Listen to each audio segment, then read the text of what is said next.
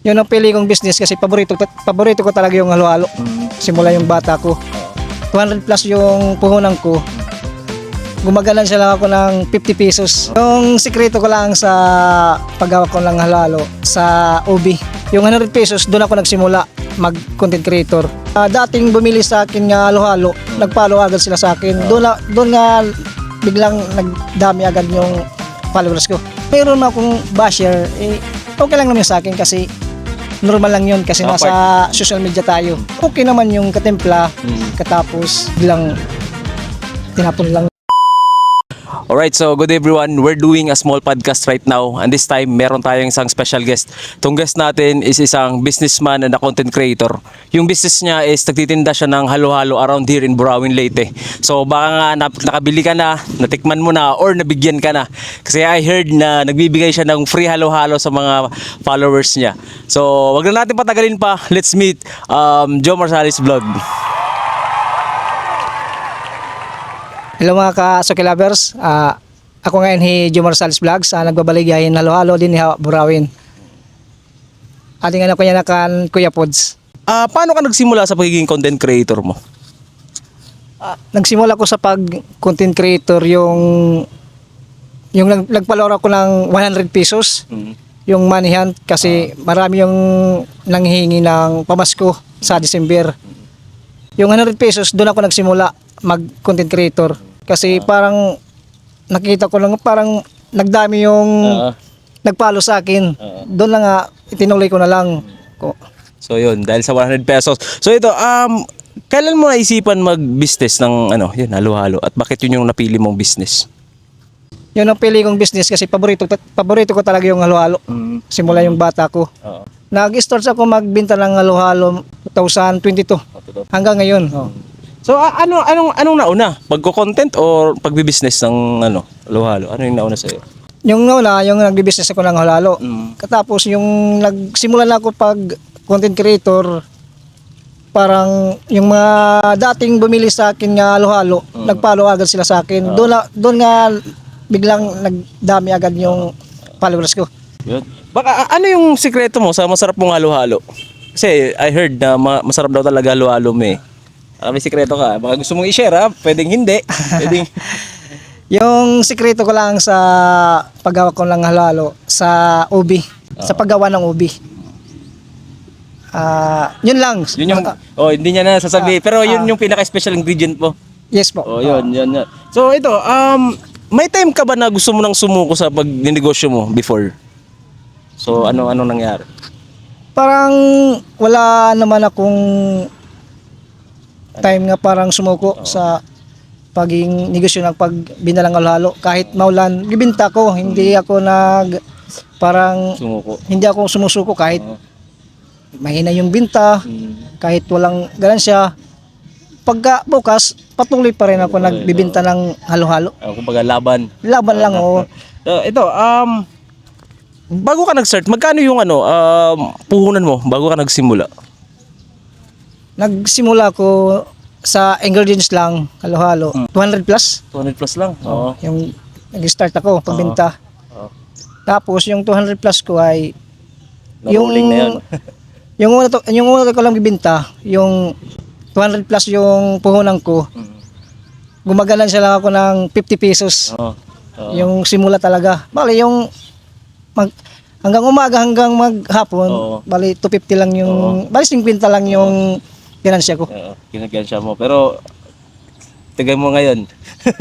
Kahit paano. Hanggang patagal, palaki yung gaganansya ko sa halo-halo. Ito, paano pinagsasabay ang paggawa ng content at sa pag-asikaso ng negosyo mo? Yung style ko kasi sa pagbenta ko ng halo, diyan ako gumagawa ng content.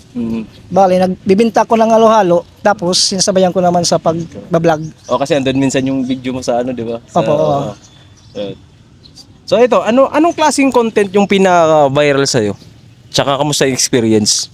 Yung pinaka-viral talaga sa akin nga content, nasayang na nagkamayroon violation. Bakit? Kasi blurry daw yung video ko. Ganun. Yung video na yun, isang post ko lang, isang araw, humatak agad ng 800 followers. Oh. Okay. Isang araw lang 800 followers. Katapos,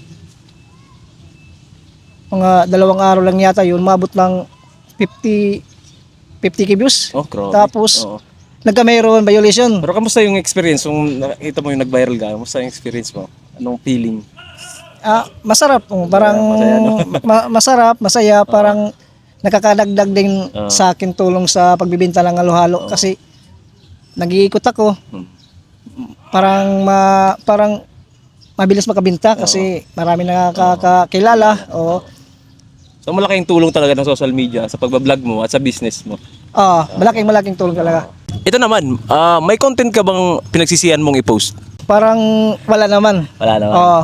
Kasi goods naman yung ano, yun nga lang yung sabi mo kanina, yung violation lang na nasayang. Oo. Kasi sayang. Pero ano. Pero ito, paano mo i-handle yung ano, ang bashers or negative comments? Nagka-bashers ka na ba? Wala pa naman ako Wala pa naman. nagka-bashers. Kumbaga sagad. Wala pa. Pero what if meron? Paano ka mag-handle dyan? Paano mo i-handle? Pag mayroon akong basher, okay lang naman sa akin kasi normal lang yun kasi nasa social media tayo. Part yan. Part yan. Yung mga tao kasi parang husgado kung goods ba o hindi. Tama yan. Ito. May madalas na katanungan natin mga vlogger. May instances ba na darating na magpo-promote ka ng sugal? Later on. Sa ngayon kasi parang wala pa akong final nga decision. Kung nandyan na, di ko alam kung Paano pag if the price is right, di ba? Ganon. Tignan natin, ano? Sa tingin mo, nakakatulong ba ang content creation sa pagtaas ng benta mo? Opo, malaking tulong. Kasi mas dumami yung customer ko. Sa pagiging content creator ko. At saka ano talaga, nagbibigay ka talaga ng libreng halo-halo. Lalo na pag malayo. Pag pumunta lang sila sa akin, naka-follow daw sila. Tapos solid followers daw sila. Nilibre ko sila ng halo-halo. Minsan nga 10 sila. Minsan nga maabot sila ng 12. Pumunta sila sa akin. Pero hindi mo naman yung naisip na yung hindi ka malugi sa negosyo, hindi mo naman inisip yan. Hindi ko iniisip naman na lulugi ko sa negosyo kasi tansyado ko na yung yung pagtatakal ng halo-halo. Tama. So yun guys, follow nyo si Jomar Sales or Salis Vlog kasi namimigay siya ng halo-halo. So ito, ano ang pinaka-importanting lesson na natutunan mo bilang creator at negosyante na rin? Yung natutunan ko lang sa pagiging negosyante, maging responsible at parang parang friendship ka sa mga tao. Tapos yung masayahin sa lahat ng ikakaharap mo sa mga tao. Tama. Kasi ano yan, lalo na kasi vlogger ka. Kasi kung vlogger ka, dapat ganyan yung aura mo sa mga tao. May customer ka ba na hindi mo makakalimutan? At bakit? Mayroon. Isang beses siya bumili sa akin. Tapos yun bang halo-halo kay okay naman yung katimpla. Katapos biglang tinapon lang sa isang beses lang yun. Tapos anong ginawa mo nun? Anong sinabi mo sa kanya? Or inayaan mo lang? Inayaan ko lang siya. Tapos wala ako sa kanya. Parang papakita lang ako na parang okay lang sa akin. Tama. So ito naman, kung hindi halo-halo yung business mo, ano yung mo ngayon? Ano yung negosyo mo sa tingin mo? Or ano ka ngayon? Kung hindi ako naghalo-halo ngayon, parang nasa Robinson pa ako ngayon nagtatrabaho sa Toys R Us. Sa may Baras-Baras? Shoutout pala sa Robinson North, sa Toys R Us. Yun, shoutout sa inyo. Sa Robinson, Baras-Baras? Baras-Baras. Sa Robinson North, Abukay. Abukay pala. So ito, ano ang pinakamabigat na struggle mo sa journey na to? Yung pinakamabigat talaga sa akin yung tag-ulan. Kasi Doon talaga mahina yung binta ko. Yung nagluto kami sa umaga, katapos yung maganda yung panahon. Mainit. Tapos pagpunta namin dito na, bibenta na biglang ulan. So anong kunwari, sa isang araw, hindi nyo nabenta, naubos lahat.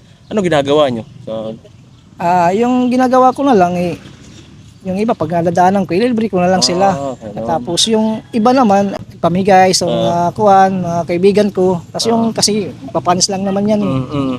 Tapos luto na lang kami. So hindi niyo yung iba nire-recycle or ano. Ako hindi na, oo. Yan, very good, very good. Ano ang message mo sa gustong magsimula pero natatakot? Laban lang. Kahit mahirap talaga yung nagsisimula eh. Kailangan pa natin kasi magpakilala Correct. bago tayo parang magkamayroon mga customers na mga solid customers. Totoo.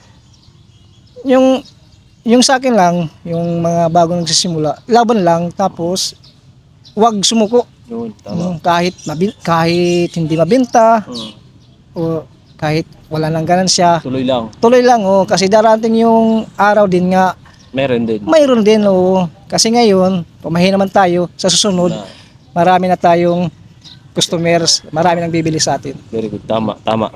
So dapat continue lang. Consistent. Oo. So ito, anong next goal mo para sa business mo? Malamig bala ka pang mag-expand or yun. Yung next goal ko ay gumawa pa ng isang cart Yun. para dalawa na.